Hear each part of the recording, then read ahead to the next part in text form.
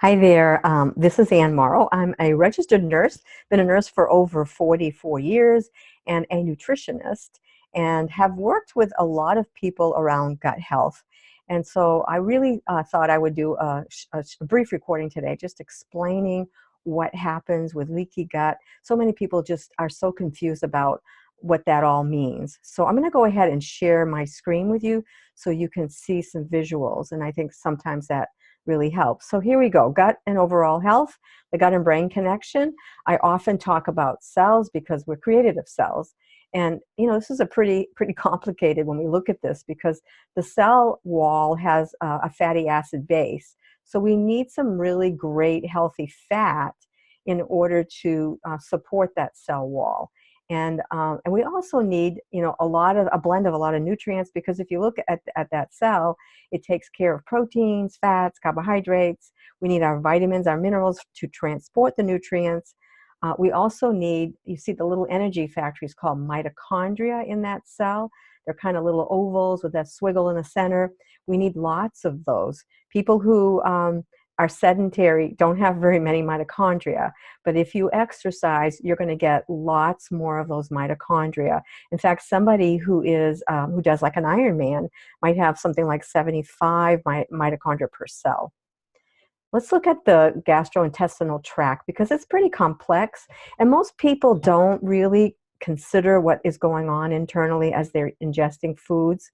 So we take it in our mouth, we break it down. There's some enzymes in our mouth to help break that food down. We swallow it. Once it gets into the stomach, we also need hydrochloric acid. And so many people today, I hear them complaining about that reflux, or that sort of backup, or the discomfort in the upper part of the GI tract. And so, it's important to understand that we need hydrochloric acid in order to break down your B vitamins and some of your vital nutrients. And it also it protects you from infection. So hydrochloric acid is critically important for good health. And I often find that people that are low in hydrochloric acid actually end up with more symptoms. In fact, 80% of the people do. There's like 20% that have too much acid, but the majority have a lot less and are in need of it. So it's important, because so many people are taking a medication that, by the way, was in the news last fall. The PPIs, proton pump inhibitors, omeprazole, Nexium, Protonix, those medications, if you open the insert, it says you shouldn't be on those longer than 2 weeks. And people stay on them for a long time. But I want to remind you that you can't go every day with having that symptom and not have some incredible damage occur over time. So you do have to take care of the problem so that it isn't ongoing. So, that's why looking at gut health and how to improve it is so important here. You also need enzymes. Enzymes will break down food, as will, things like bile from the gallbladder to break down fats. We look at the liver. The liver is also breaking down some foods, and helps with detoxification. So the liver has a huge role here in digestion. It also supports the gallbladder with bile aids, or producing bile, so that it helps with digesting fats. And then we look at the pancreas below the stomach, and the pancreas regulates your blood sugar. It also produces enzymes to break down food. So somebody who says to me, the food is just not moving, it seems to just sit there, you have to really look at, is something going on there where they maybe be deficient in enzymes, or is it hydrochloric acid? There's something that's not right in that gut, and we need to bring that balance back. That's critically important. And then as you move down, you look at the intestinal tract, where all the nutrients get absorbed. They get broken down, they get absorbed and digested, they're taken in to nourish the body. But when any of these organs are damaged, we end up not absorbing these nutrients that are vital to our health. So I often remind people that if you're having all these digestive issues, you have to understand that absorbing the nutrients that your body needs is going to be very, very difficult. The microbiome, have you ever heard of that term before? Microbiome, I like to sort of talk about it like the internal ecology. When you look outside at our ecology outdoors, we know that we need certain things to make everything work well. You need your red worms to nourish plants that we're growing and grubs. We need things like you can't get if you take a plant and you have flowers, you need to have those pollinated by bees. So you need your bees. So we need that ecology to be in good balance. And when we look at the microbiome internally, it's all of the bugs, the viruses, everything that's inside of us has to be kept in a nice balance. And when it gets out of balance, it creates problems for a lot of us. And in fact, the state of the microbiome is really key to human health, and it can impact the brain and the central nervous system.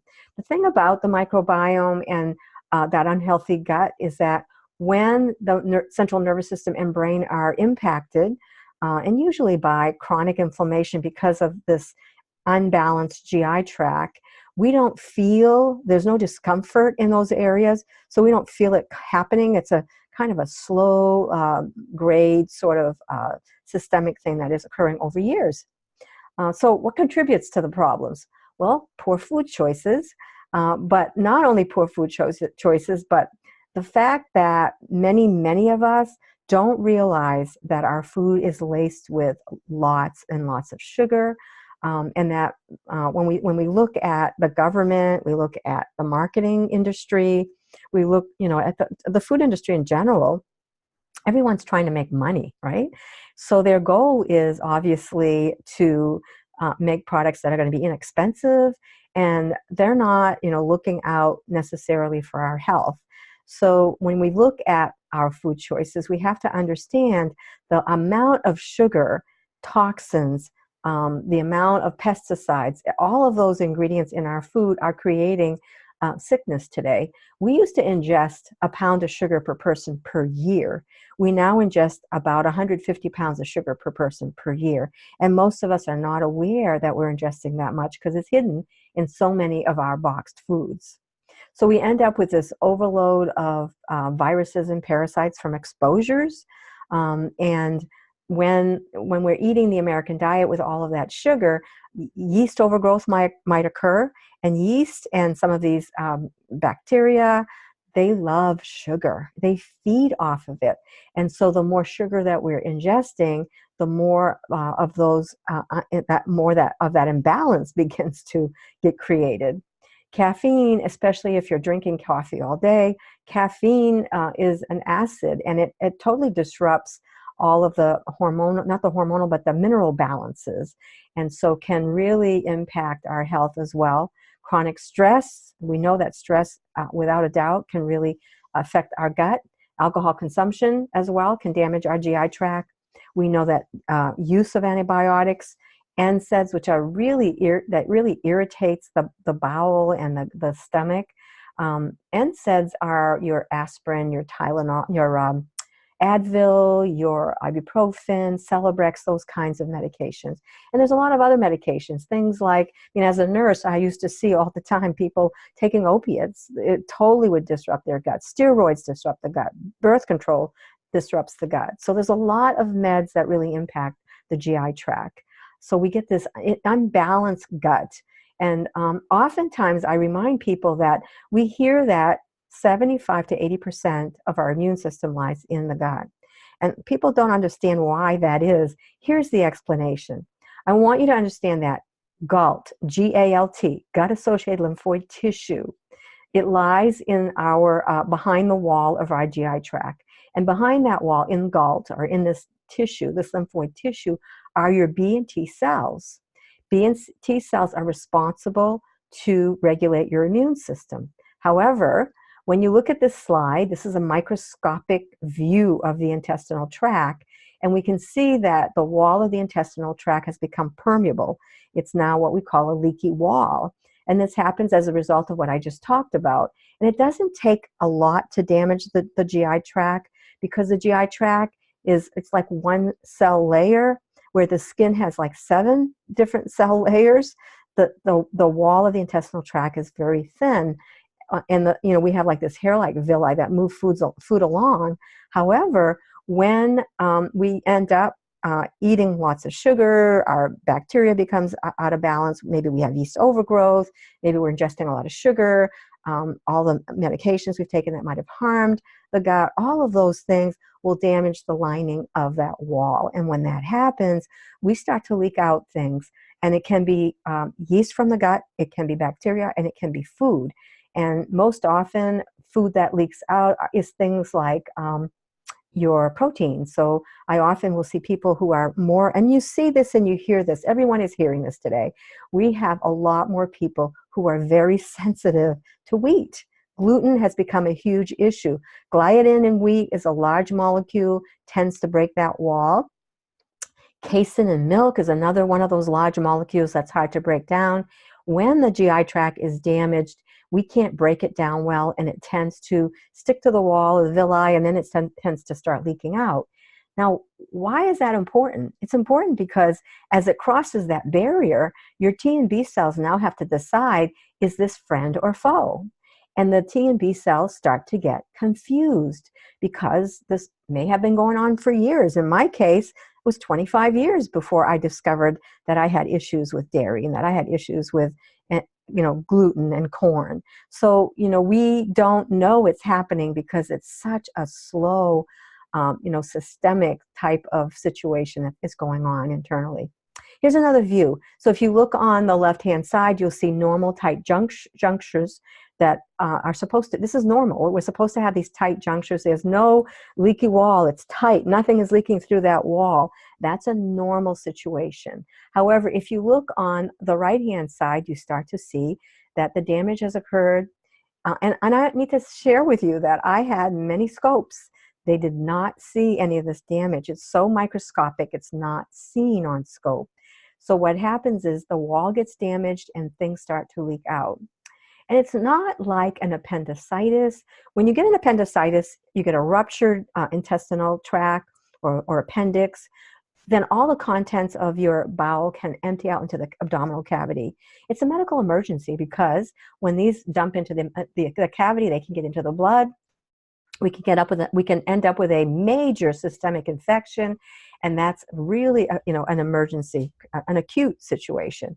In this case, this is a really chronic situation where it's happening gradually over time, and as things are leaking through that wall, it ends up in the blood, and over time, your T and B cells now get confused. They don't understand or don't know anymore what's good for the body, and so this confused, dysregulated immune system, it starts to self-attack. It starts attacking tissue. So if you look at this leaky gut that results in an inflammatory response, what happens is that the food, the toxins, the yeast, the parasites, they leak through that damaged wall. It goes undetected for a long time. Your T helper cells, they get out of balance, and your B cells start to mistake and attack your own tissue. And in fact, a lot of people that I talk with who have thyroid issues, I remind them that what we have learned over time is that gluten molecularly looks a lot like the thyroid. So when the B cells start to get confused, they often mistaken the thyroid for gluten. And if somebody continues to eat the gluten, the damage will continue to occur to the thyroid. So just important information. This is kind of where most of your autoimmune diseases start. You get this malfunctioning of the immune system, you develop food sensitivities. The Immune System Recovery Plan by Susan Blum is a great reference for anyone that wants to get that book. That's the work that I tend to do with a lot of people I work with. So what does it feel like when your gut is out of balance? You get symptoms like either constipation or diarrhea. Some people will tell me, they're always constipated. Other people will say, I've got both. You get gas, you get bloating after eating, you get the abdominal cramping and discomfort, and you get that sort of indigestion and that reflux from your gut. So this is what I tend to do when I work with my clients is I work at restoring that gut health. Again, they can take the best supplements in the world, but if this GI tract is not absorbing anything, you've got to get that better. So what I typically will do is I will remove offending foods. So we'll do an elimination process for 3 to 6 weeks with people. And while they're doing that process, I'll work to look at how we're going to repair the intestinal lining.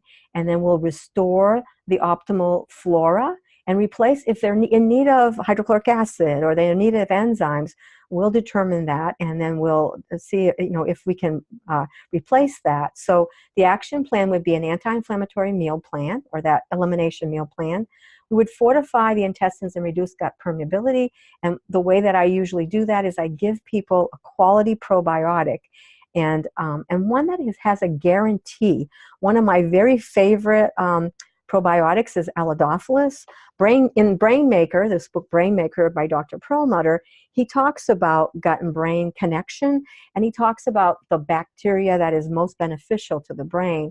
And this particular probiotic that I like a lot has all 5 of the ones he talks about in his book, and 4 other great bacteria. So we're 9 different strains. We have a lot of diversity in our gut, and we need a diverse probiotic as well, and we need one with a guarantee. When I see on the label guaranteed or not guaranteed, but it says this amount of bacteria, billions of bacteria on the day of manufacturing or the day of bottling, then there's no guarantee there that you're going to have the billion that they're talking about on that bottle. So you want to make sure that you have a guarantee that you will have that when you purchase it 3 to 30 days later, 6 months later, and even a year later. Prebiotics are really important when you're taking a probiotic, because you need the prebiotic to help the gut with, you need the prebiotic, you need the polysaccharides, you need a lot of the fiber as well to help with absorption of the probiotic, and you also need essential fats. So, it's a good blend of things that you need here. So you need to make sure you incorporate those essential fats with the probiotic and prebiotic. Now, on my PowerPoint here, I have fermented foods and drinks.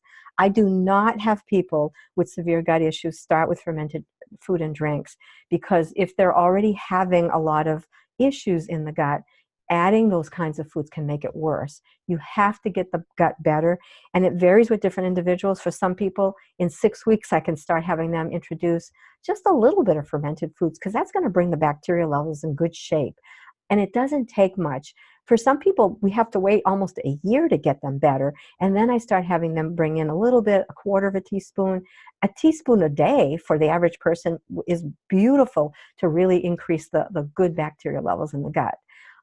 If we identify that someone is having issues with hydrochloric acid, then often I have people take something, or I have them try some apple cider vinegar. Take half a cup of water with a teaspoon of apple cider vinegar. If when you're having the symptom, it relieves it, it kind of is a good indicator that you might be a little bit low in what you need, and bringing that balance back is going to be important. So again, the good essential fats, critically important, and DHA in particular. When we talk about fish oils with EPA, DHA, high levels of DHA is critically important, especially when you're talking about the gut-brain connection. So that is my PowerPoint. I hope that was informative. Certainly, if you have any questions or comments, please make sure to do that on my Facebook page, Metabolic Nutrition Support Group. Thank you all.